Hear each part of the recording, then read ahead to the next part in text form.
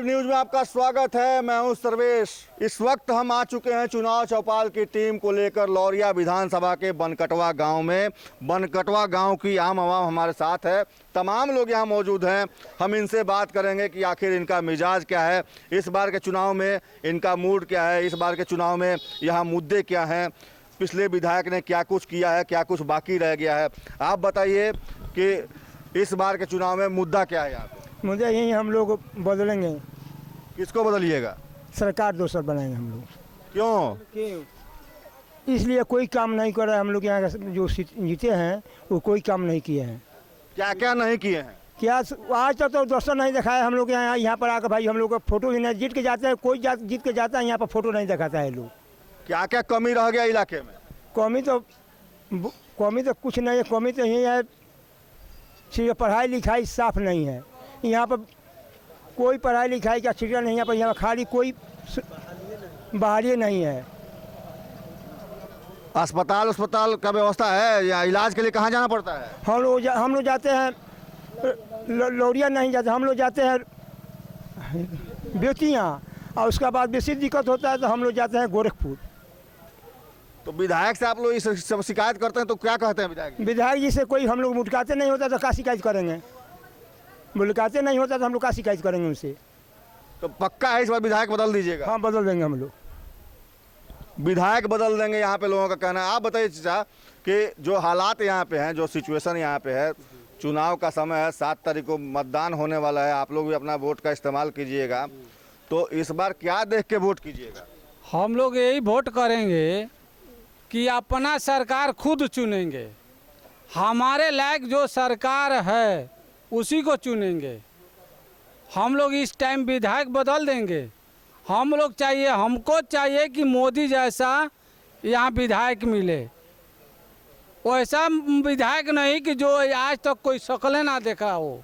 तो मोदी जी बाद कोई शक्लें ना देखा हो। हम लोग को चाहिए कि हर एक गरीब का दुख दर्द बुझे। हम लोग ऐसा विधायक चाहिए।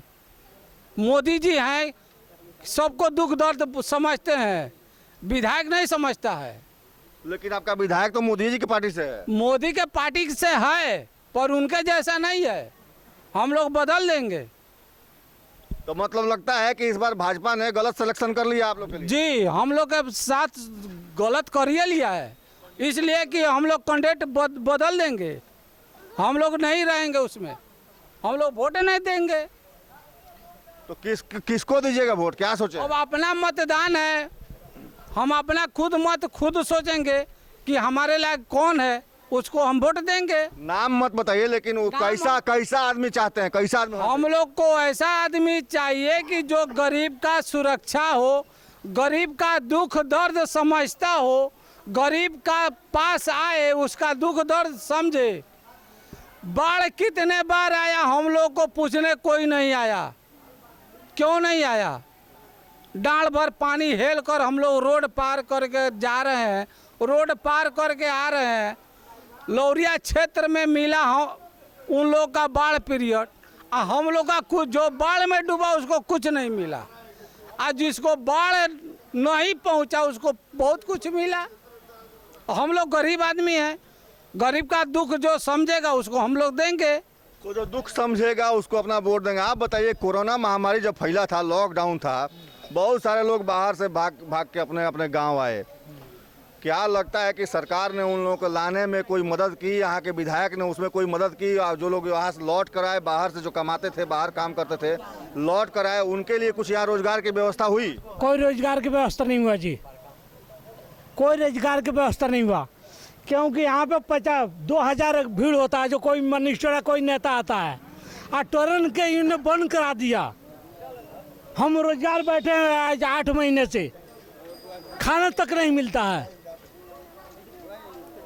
किसको दोषी मानते हैं सबके लिए? हाँ, हमारा तो विधायक है यहाँ पे बैठा हुआ, जो आज तक शकल तक नहीं दिखाया। हम और किसको बात करें?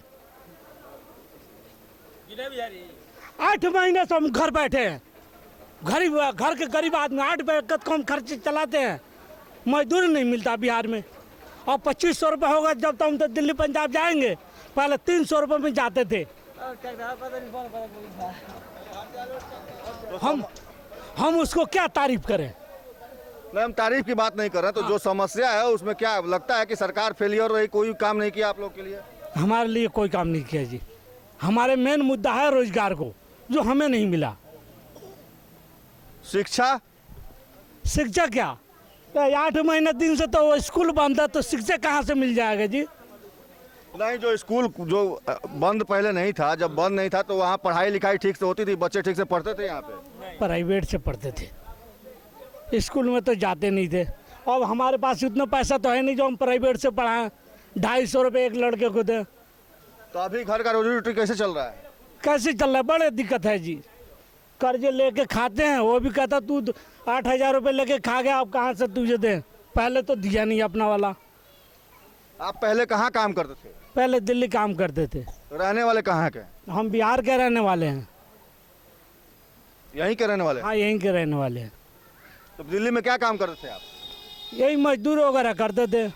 तो यहाँ मजदूरी भी नहीं मिलता प्रॉपर? यहाँ पे कहाँ मिलेगा जी, सारे बिहार के लोग यहीं आ गए, अब कहाँ मजदूरी मिलता है। मतलब काम कम है, आदमी ज्यादा हो गया? हाँ, आदमी बहुत ज़्यादा है, काम है ही नहीं। तो इस बार चुनाव में आप इस बार संजोग से अपने गांव में हैं, तो अपने वोट का इस्तेमाल भी कीजिएगा। तो वोट का इस्तेमाल किसके लिए कीजिएगा? विधायक बदलने के लिए, कोई अपना दुख दर्द समझने वाला विधायक चुनने के लिए, या फिर वैसे ही धोखा खाने के लिए? हम देखेंगे हमारे लायक कौन है, हमारे बारे में सोचता है, उसको हम वोट देंगे। तो जो इनके लायक होगा, जो इनके बारे में सोचेगा, उसको वोट देंगे। चाचा आप बताइए कि जो आप यहाँ पे रहते हैं, आप बाल बच्चे होंगे आपके, बहुत सारी बातें लोग कहते हैं कि हमारे राज्य में ये हुआ, हमारे राज्य में ये हुआ, हमने गरीबों का के लिए सोचा। लालू जी की पार्टी कहती है, नीतीश जी कहते हैं कि हमने विकास की गंगा बहा दी है, सड़क बनवा दिया, नाला बनवा दिया, ये कर दिया। लेकिन बेसिक समस्या जो होती है कि कोई बीमार हो जाए तो उसको सही समय पे इलाज उसको मुहैया हो जाए, पहली चीज़। दूसरी चीज़, ऐसी शिक्षा व्यवस्था हो कि कम से कम 10वीं 12वीं तक बच्चे बच्चियां अच्छे से पढ़ाई कर सकें। टीचर होने चाहिए जो बच्चियां बढ़िया से पढ़ा सकें। तो क्या ये सारी सुविधाएं आप लोगों को मैसर होती हैं, मिलती हैं? सब कुछ नहीं मिलती है, सुविधाएं उतना ही नहीं मिलती है। अभी कितना शिक्षक है, कितना बैठे हुए हैं, कितना ट्रेनिंग करके बैठे हुए हैं, और उसमें कुछ नहीं उस पर देखा जा रहा है। सिर्फ खाली राजगद्दी के लिए सब मर रहे हैं, कुछ नहीं है इसमें। शिक्षा प्रदान तो साफ खत्म है। सिर्फ लोग प्राइवेट में जाते हैं, सरकारी स्कूल में तो जाते नहीं हैं, प्राइवेट में ज़्यादा पैसा लगा कर लोग पढ़ाते हैं।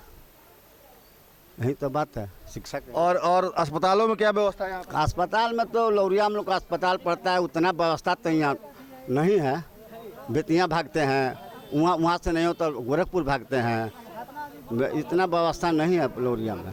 लौरिया में जो व्यवस्था होना चाहिए वो नहीं है। रोजगार की सबसे बड़ी समस्या है। ये बताइए कि जो हालात यहाँ पे बन रहे हैं, जो सिचुएशन यहाँ बन रहा है, ऐसी परिस्थिति में आपको क्या लगता है कि चूक किससे हुई है? जनता से हुई है कि सरकार से गलती हो गई है? देखिए, जनता चूक नहीं करती है, जनता अपने अच्छे को ही समझ कर मत देती है और सरकार बनाती है। चूक तो वह व्यक्ति करता है जो सत्ता पर बैठ के जनता के साथ धोखा करता है। आज देखिए कि हजारों लाखों बच्चे बिना परीक्षा दिए ही रिजल्ट दे दिया गया इस कोरोना के नाम पर। जो फेल हैं उनको सर्टिफिकेट दे दिया गया, मैट्रिक इंटर किया। क्या वो आगे भविष्य के लिए क्या करेंगे? जो उच्च शिक्षा अपने मेहनत के बल पर करके लाए हैं, आज उनकी एम्प्लॉयमेंट की कोई व्यवस्था नहीं है। इस हर पंचायत में हाई स्कूल खोल दिए गए, इंटरमीडिएट की व्यवस्था कर दी, विद्यालय बना दिए गए, लेकिन शिक्षक की नियुक्ति नहीं हुई। आज बेतिया में मेडिकल कॉलेज है, न नेफ्रोलॉजी की व्यवस्था है, न एक ऐसी कोई व्यवस्था नहीं है जहाँ की आदमी, कमज़ोर आदमी अपनी समस्या हल कर सके, अपनी बीमारी का इलाज कर सके। यही तो व्यवस्था है यहाँ। आज देखिए 3 साल पहले गन्ना का रेट जो था वही गन्ना का रेट आज भी है। आज आने वाला चौथा सीजन हो गया, 4 सालों में गन्ना का दाम नहीं बढ़ा इस भ्रष्ट सरकार में।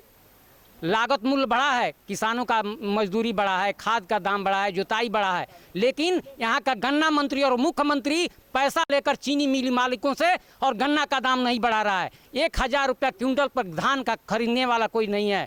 और प्रधानमंत्री जी घोषणा करते हैं कि 1800 रुपया प्रति क्विंटल हम धान तय किए हैं। कौन खरीदने वाला है? यह कुशासन की व्यवस्था यही है। किसानों के फसल का उचित मूल्य नहीं मिल पा नहीं रहा, मिलता आपका है। ये कहना है। हाँ, नहीं, दाम कोई लेने वाला नहीं है। जो कुछ बिचौलिए पैक्स के माध्यम से होते हैं वे पैक्स वाले व्यापारियों से खरीदते हैं। इस पर सरकार की कोई ठोस नीति नहीं है, कोई नियम नहीं है। तो इन सब के लिए दोषी किसको मानते हैं? मैं तो मानता हूं कि बिहार के कुर्सी पर बैठे सुशासन के नाम पर ढोंगी नीतीश कुमार हैं। वो तो कह रहे हैं कि विकास की गंगा बहा दिए हैं, गांव गांव में सड़क बनवा दिए, नाला बनवा दिए, बिजली दे दिए, पानी दे दिए, सब कुछ दे दिया, अब कोई समस्या ही नहीं, राम राज चल रहा है। राम राज कहने के लिए नहीं है, शिक्षा की कोई व्यवस्था नहीं है। क्या बोले बाबू, एक मिनट, क्या बोल रहे शिक्षा के यहाँ पे कोई व्यवस्था नहीं है। यहाँ पे स्कूल बना है, कोई मास्टर नहीं है, कोई प्रोफेसर नहीं है किसी भी स्कूल में। यहाँ पे यहाँ पे शिक्षा के नाम पर कोई भी ढोंग किया जा रहा है, कोई व्यवस्था नहीं किया गया है। ना कि टीचर का बहाली हुआ है, अभी कुछ नहीं हुआ है। यहाँ पर हम लोग का बहुत दिक्कत है शिक्षा के मामले में। क्या बोल रहे थे बाबू? सर, सिर्फ सड़क से विकास थोड़ी होता है। अभी आप पर्यटन स्थलों को ले लीजिए, वैशाली वैसे ही पड़ा हुआ है, पूरा पानी उस पर बिखरा है।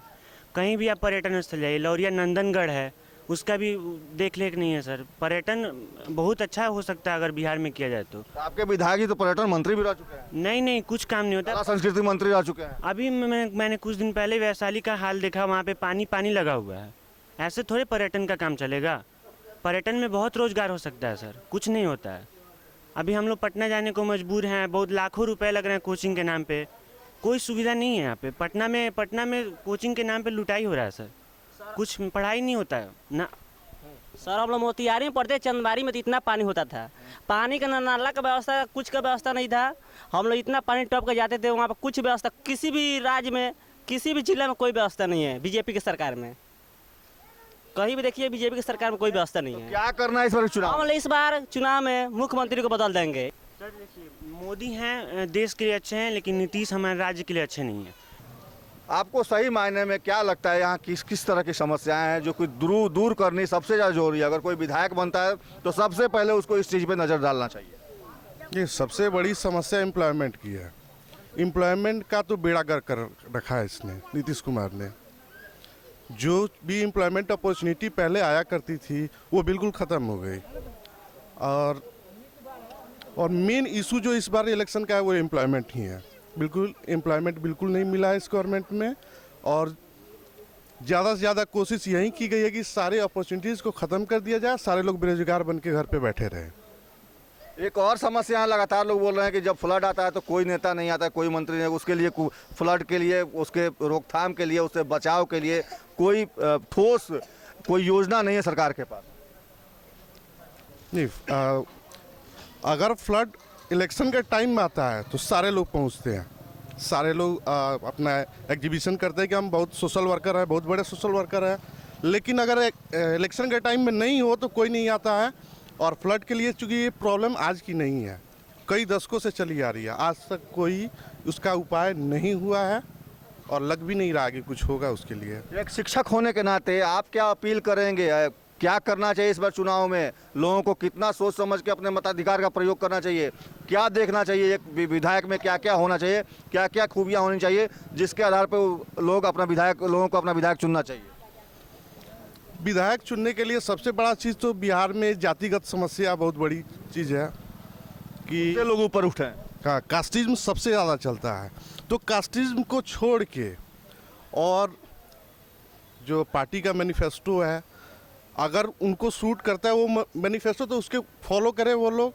अदरवाइज जो भी कैंडिडेट इलेक्शन में खड़े हैं उनका जो पर्सनल जो भी उनका अचीवमेंट है या फिर जो भी उनकी व्यक्तिगत विशेषताएं हैं उसी को देखते हुए उनको चुना जाए, ना कि जाति के आधार पे या किसी पार्टी के से अंधभक्ति करके किसी पार्टी को ही वोट देते रहें।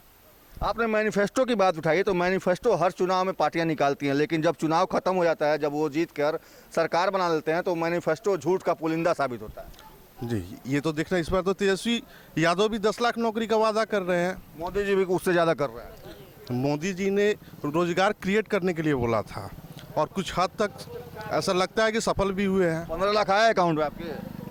15 लाख रुपए जो बोला गया था, ऐसा मैंने कभी सुना नहीं है कि 15 लाख देने के लिए बोले थे वो। उसको विपक्ष पिछले चुनाव में 1.25 लाख करोड़ का पैकेज दिया था उन्होंने बिहार के लिए। आज तक सूचना का अधिकार में जो जानकारी मंगाई गई है, आज तक पीएमओ से इस तरह की किसी भी पैकेज की अनुशंसा बिहार के लिए की ही नहीं गई है। क्या कहेंगे इस पर? जी, इसके बारे में मुझे जानकारी नहीं है कि वो जो अनुशंसा की गई थी वो राशि मिली या ना मिली, या किसी प्रोसेस में है या किसी वजह से देर हुआ है उसमें। इसके बारे में मैं कोई कमेंट नहीं कर पाऊँगा। लेकिन हाँ, केंद्र के तरफ से जो शासन मिल रहा है उस पर हम लोगों को भरोसा है कि वो देश को आगे की तरफ विकास। केंद्र का शासन तो नीतीश के साथ है, तो फिर तो नीतीश ही को आप एक तरह सपोर्ट करेंगे ना?